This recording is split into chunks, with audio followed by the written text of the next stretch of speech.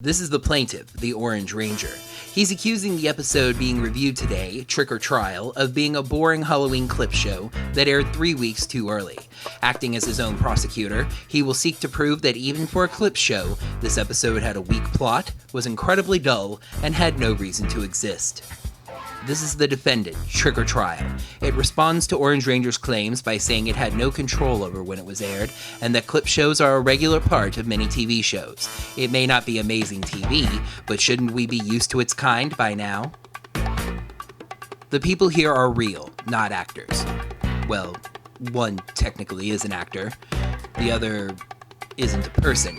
But they've both agreed to drop their claims against each other in a court that doesn't exist and have their case decided by Chomsky, the alligator sword, here in the Rangers Court.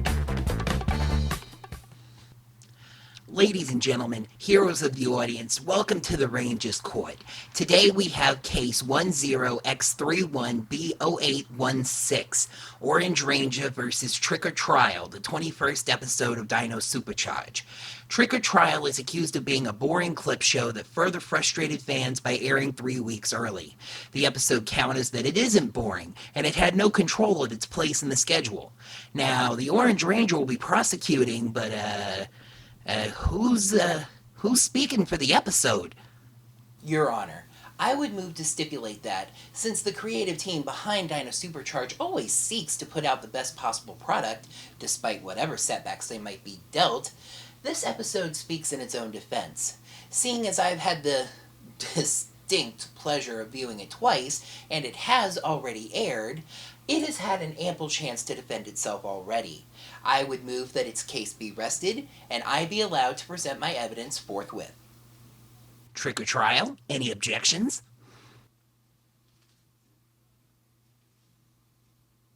Very well then, the defense rests. Prosecution, you may proceed with your case. Thank you, Your Honor.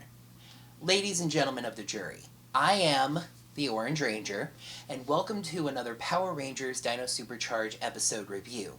The defendant has slammed the brakes on what was, more or less, a fairly interesting final arc to give us a Halloween episode.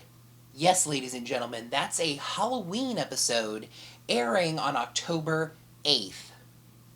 With all the respect due to my esteemed adversary, this is probably not going to take quite as long as these things normally do. I offer a full disclosure to the jury. While I was, of course, completely thorough in my preparations for this case, and gave this episode a full viewing once, I must admit to the jury that this was the first episode where I fast-forwarded through parts of my note-taking viewing.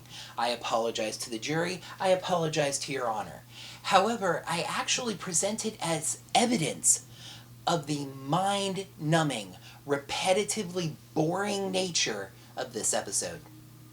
However, speaking of evidence, it is now time to present the rest of mine, in the form of this review of the 21st episode of Dino SuperCharge, Trick or Trial. Bailiff, I believe you have a note to read to the jury about the episode numbering in this case? That's correct. Ladies and gentlemen of the jury, please take note that Trick or Trial is considered the 21st episode of Dino SuperCharge because it is a non-canon holiday special that is placed outside of the ordinary 20-episode group. Since chronologically it will take place before the equally non-canon Christmas episode, it is number 21 in the season production number. The episode begins on Sledge 1, where Poisandra and Curio are watching TV, the legal commercial of a monster named Scumlaw. That monster happens to be standing right next to them in handcuffs, one of Sledge's bounties.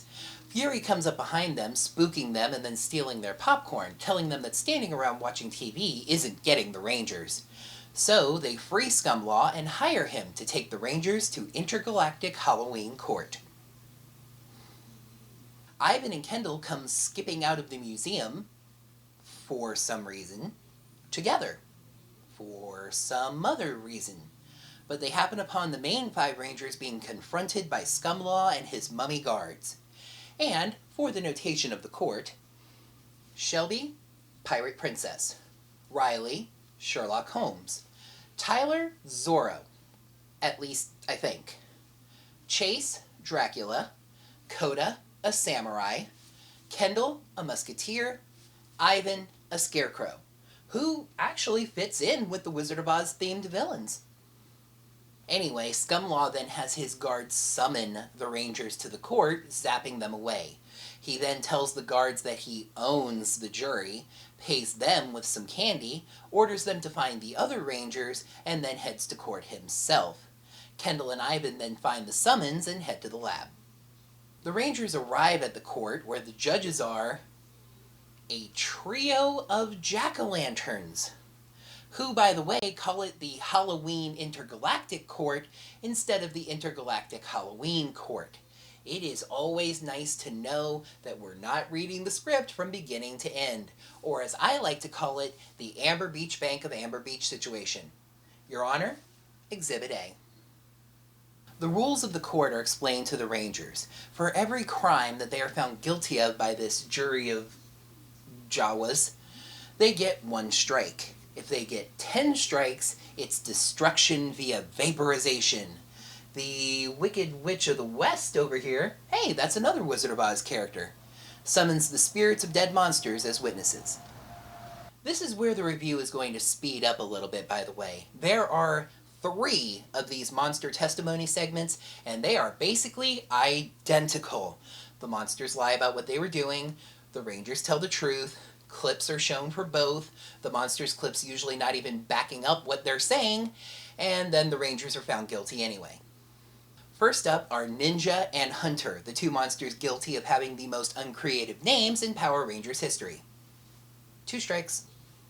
Back in the lab, Keeper explains the whole court situation to Kendall and Ivan, and then, and ladies and gentlemen of the jury, please make sure you're seated for this. This episode, which is already a clip show, uses a clip from itself to make sure the audience understands that Scumlaw has bought out the jury.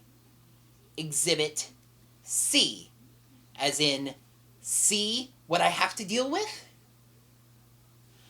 Keeper says that the only way to get to the court is as a prisoner of the guards, which means you're on trial. However, Kendall has an idea and she starts contacting some help. Round 2 for the monsters, Gold Digger and Spellbinder.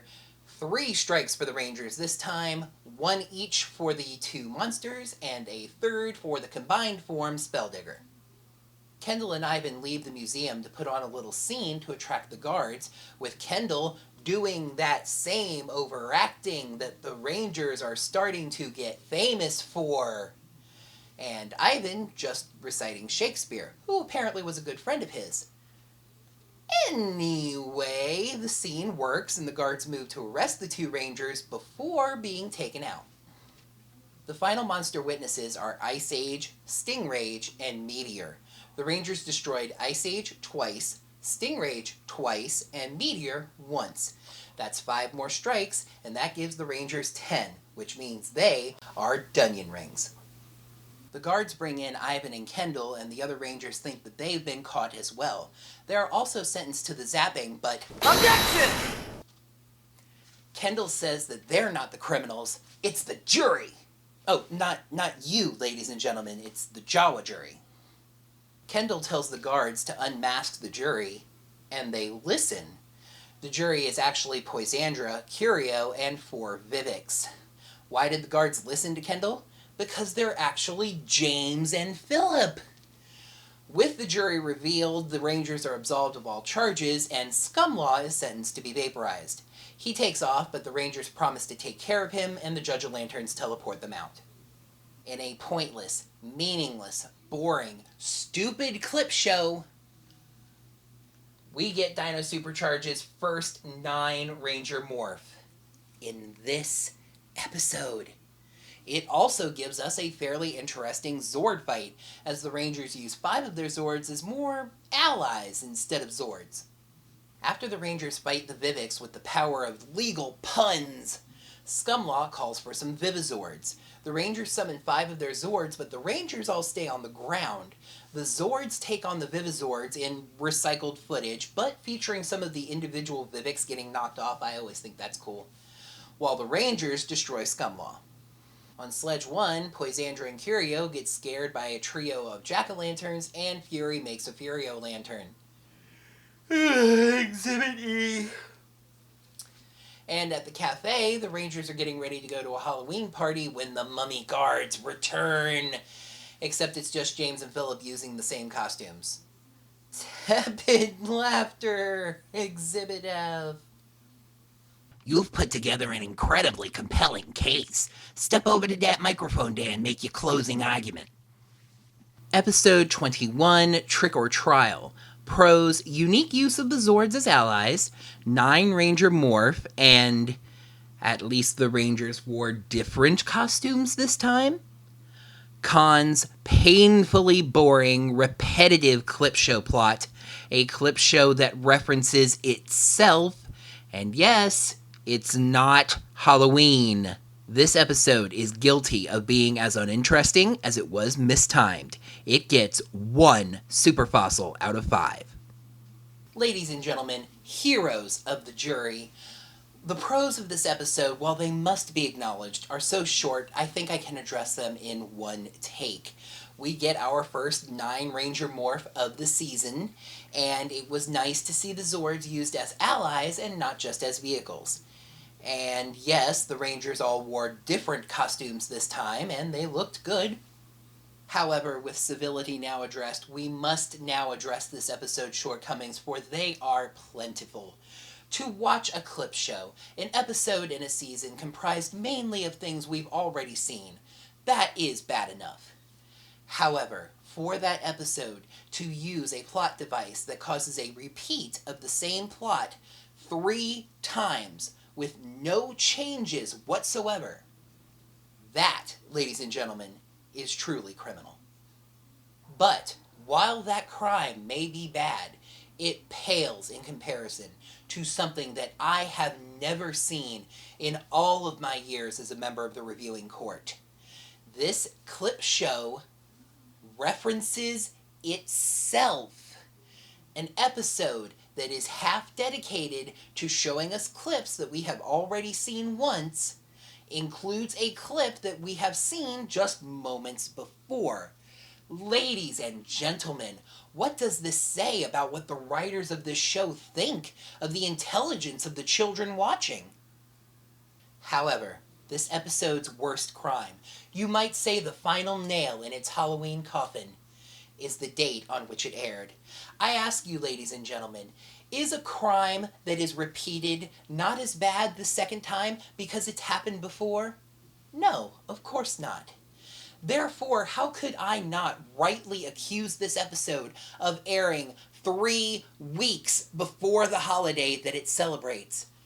I still fail to see the logic. Were they afraid that children would miss the episode trick-or-treating? What children are trick-or-treating at noon? Objection, Your Honor. I believe the defendant is using some kind of black magic to make my pen jump in and out of my pocket. Sustained. Knock it off, Trick or Trial. And indeed, this year Halloween didn't even fall on a Saturday like it did last year. This year it falls on a Monday. So why not air this episode on October 29th, the Saturday before Halloween? I actually counted the weeks and the episodes. It's in the evidence, Your Honor. And I found that if the 15th episode of Dino Charge had aired today, and this episode aired on the 29th, it would have displaced the 17th episode. That is closer to the end of the story, yes, but you're hardly disrupting the final arc. I simply cannot understand this policy of Nickelodeon to pick an arbitrary day in October to celebrate as their Halloween. Your Honor, I think I've made my case very clear, and it's just as clear that this episode has nothing to respond to my concerns with. So I would ask you, in your robotic, Zordic wisdom, to make the right verdict. And that said, I rest my case. Thank you, Orange Ranger. Trick or Trial? I know you tried. You're the classic case of pressure from the high-ups. Do a clip show to cut costs. Do a Halloween episode because kids love that holiday. But you failed under the pressure, turning in a half-baked, boring episode that was a poor tribute to Halloween and bad even for a clip show. Trick or Trial, you're guilty. Now that we got that out of the way, we got a few more episodes before we do this song and dance again for Christmas. So listen here, Wings of Danger, episode 15. I don't want to see you in this courtroom. The Rangers learn the history of their energems from a newfound ally. Meanwhile, an epic battle ensues in the forest over the silver energem. Judge Chomsky ruled that indeed, Trick or Trial was guilty of being a boring Halloween clip show that didn't use enough variety in its plot and was criminally early. That concludes another Power Rangers Dino SuperCharge episode review. Make sure to like the video, leave your verdicts in the comments, and subscribe for Rangers news and content. Until next time, may the power protect you. Case closed. I'm sorry about that, Sean. I just had a little bit too much motor oil or something. You want me to say something to jury? Okay, I'll say something to jury. I'm going to say it right here. I love you dearly. I move that its case be rested, and I allowed to... and I allowed. Your Honor. I would move to stipulate that... Anyway, Scumlaw then summons... However, keep farts! The Rangers destroyed Ice Age twice, Meteor twice, and Stingrage... On the other hand, it does give us a fairly interesting Zord fight as in testing. Then this episode would have displaced the 17th episode of Dino Charge. I knew that take was going to be complicated.